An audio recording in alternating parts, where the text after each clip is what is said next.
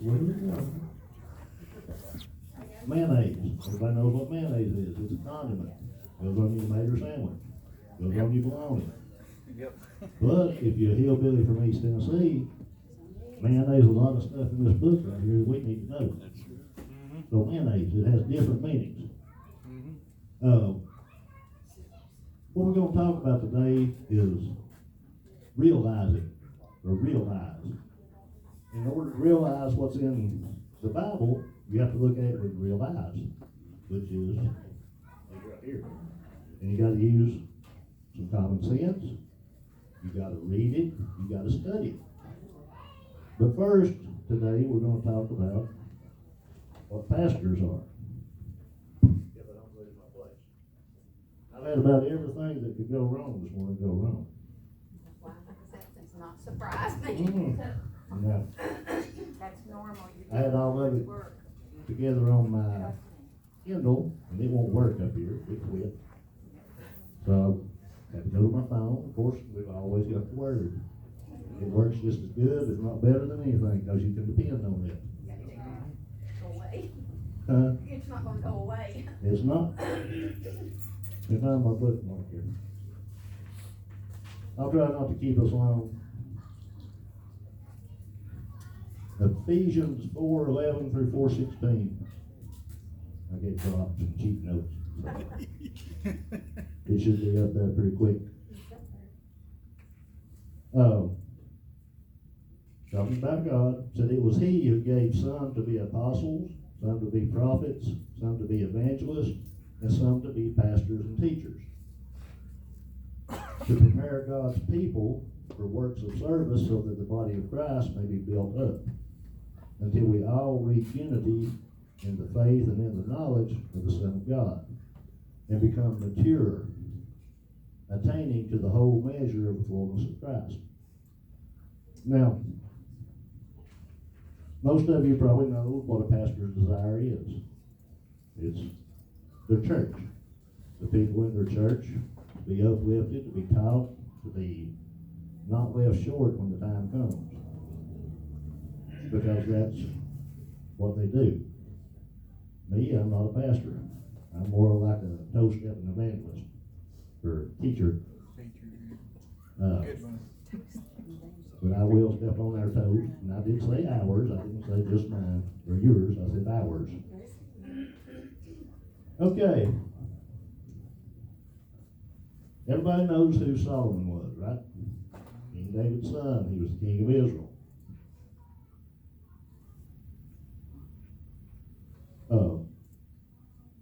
Let me get to my place.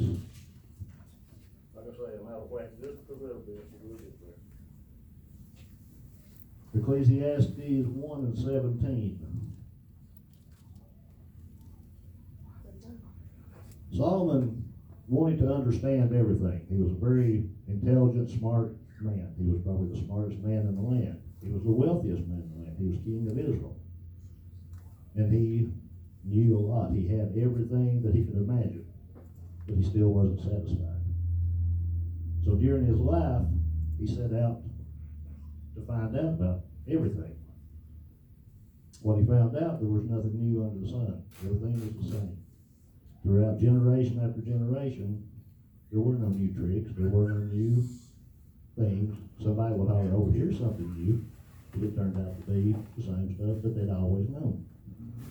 They might have a different label for it or a different word, but it's still the same stuff over and over.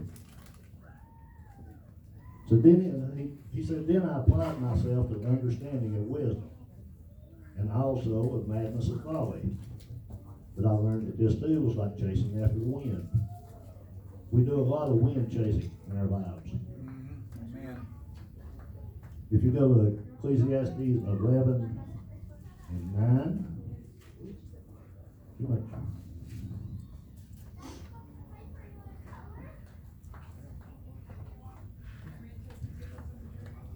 when you're young, life is wide open for you, but you have to remember God while you're young.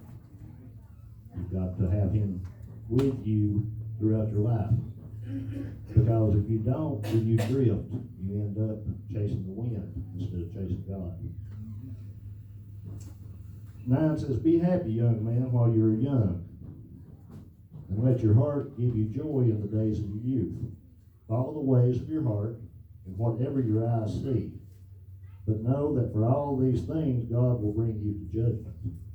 That's what we got to remember at the end of the line. When we're young, it drifts from us. We can be raised in it, started out in it, but then a lot of times we won't drift. We get caught up in all the other stuff going on, and we have to come back around full circle. But you got to watch out that the road don't run off the cliff in the middle of the circle, because that's what we don't have a guarantee of. So then banish anxiety from your heart and cast off the troubles of your body, for youth and vigor are meaningless. Remember your Creator in the days of your youth, before the days of trouble come, and the years approach when you will say, I found no pleasure in them. When you're young, everything's fun. There's a lot of stuff out there that can get you in trouble. Most of us been there, done that, got the t-shirt, and got the knots on the head to go with it. I've got several. Yeah, me too. Me too. We get caught up in everything in the world, and unfortunately the world can easily distract you into getting caught up. Who's the prince of this world? He's full of tricks of the trade, isn't he? Man. He can pull you in real easy, get you caught up, and you don't even know he's done it. Ecclesiastes 2:1. Solomon thought now he was going to do some experimentation through his life. He says, I thought in my heart, come now, I will test you with pleasure to find out what is good. But that also proved to be meaningless. Laughter, I said, it's foolish. And what does pleasure accomplish? He tried cheering himself with wine, embracing folly, while his mind was still guiding him with wisdom. I wanted to see what was worthwhile for men to do under heaven. So I undertook great projects. He built every house imaginable that he could build for himself. Amen. He done everything that he could. He had vineyards, he had women, wives, concubines, cattle. He was the richest king ever in Israel, over the whole kingdom. But still, he wasn't happy. It's true. And if you know anything about Solomon, you know the lineage he came from. His father was who? David. And David was highly favored with God, wasn't he? So Solomon had a lot to live up to, but we succumb to the pressures a lot of times. You'll have a lot of kids that are just, they're straight and narrow all the way up. They hit 18, then they go like a ape in the jungle, crazy. Then they come back. But that's what they do. It's better for them if they don't do it, if they would listen to us, listen to their teaching, listen to their parents. But we seldom do that. Most of us didn't. But we should have. It keeps you from getting some of those knocks on your head.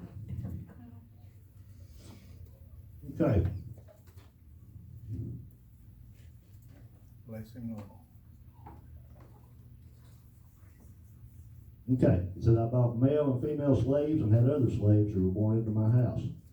I had more herds and flocks than anyone in Jerusalem before me. I amassed silver and gold. I acquired men and women singers. I became greater by far than anyone in Jerusalem before me. In all this, my wisdom stayed with me. I denied myself nothing my eyes desired, and I refused my heart no pleasures. What he didn't desire at the moment was the relationship with God that he needed to be carrying on. He had one, but just not the one he needed. It took him several years to figure that out in all his wisdom. So let's not get caught up in our wisdom thinking we know everything when we don't. Bless Bless him, Lord. What Solomon did find out, if you turn to 3 and 11,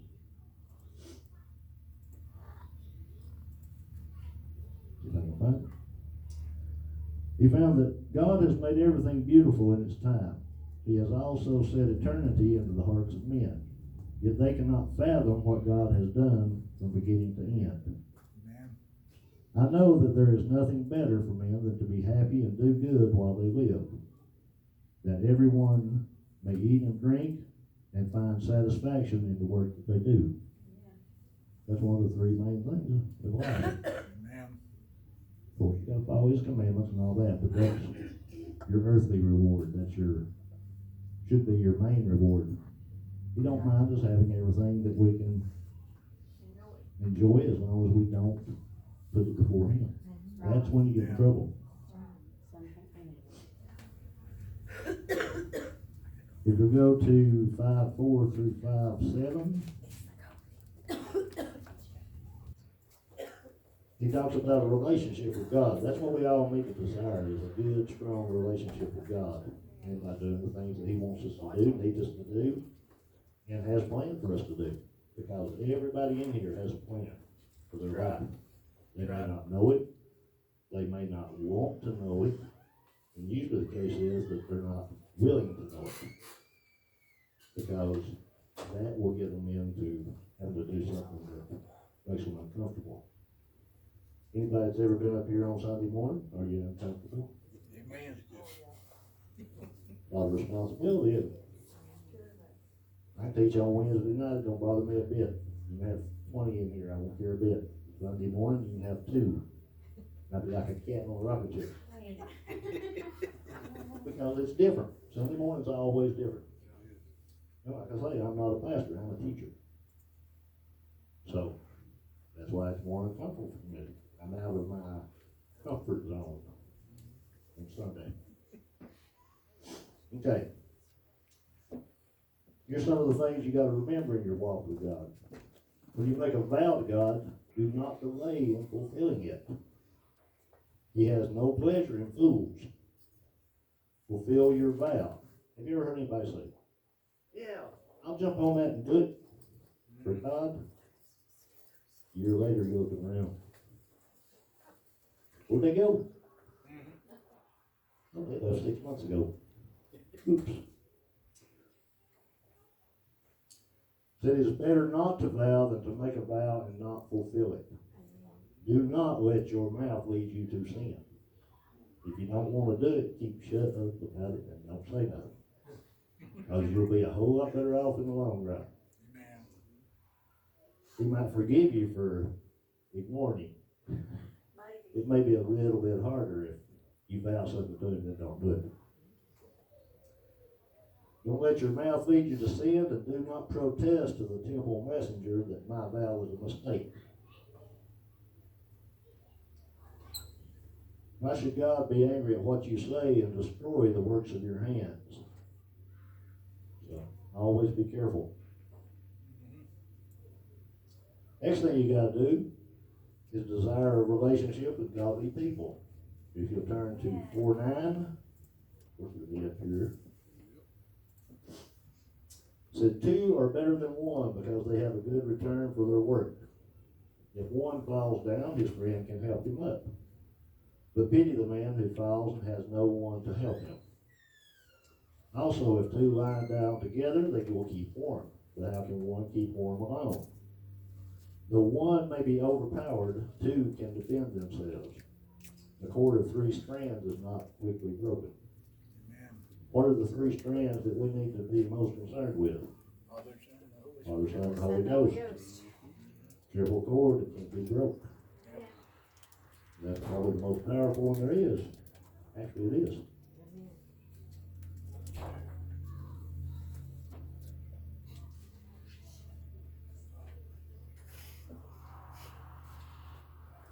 All right, while you're young, get your relationship with God, get it established, get it going, because you don't want to wait till you get old. It says, remember God before you become old. Ecclesiastes 12:1. It says, remember your Creator in the days of your youth, before the days of trouble come and the years approach when you will say, I will find no pleasure in them. Before the sun and the lighted moon and the stars grow dark, and the clouds return, the rain clouds return, or the clouds return after the rain. Sorry. When you get older, things become less clear to you sometimes. Things change. Those of us that are there know it. Those of us that ain't there will know it. So it's a never-ending story, and there's nothing new under the sun. Amen. So after Solomon did all of his studying, all of his research, and all of his checking, he found out what the whole story was. And that's Ecclesiastes 12:13. It says, now that all has been heard, here's the conclusion of the matter. Fear God and keep his commandments. Very simple to do. For this is the whole duty of man. For God will bring every deed into judgment, including every hidden thing, whether it is good or evil. So, we not think we're getting away with something sometimes?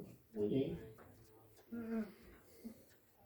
Someday, God already, the day for him is already there. He already knows. Now, if you want to learn more about God's judgment, show up on Wednesday night, and I'll step on your toes with that too. All right, that's it from me. Anybody got anything? Prayer.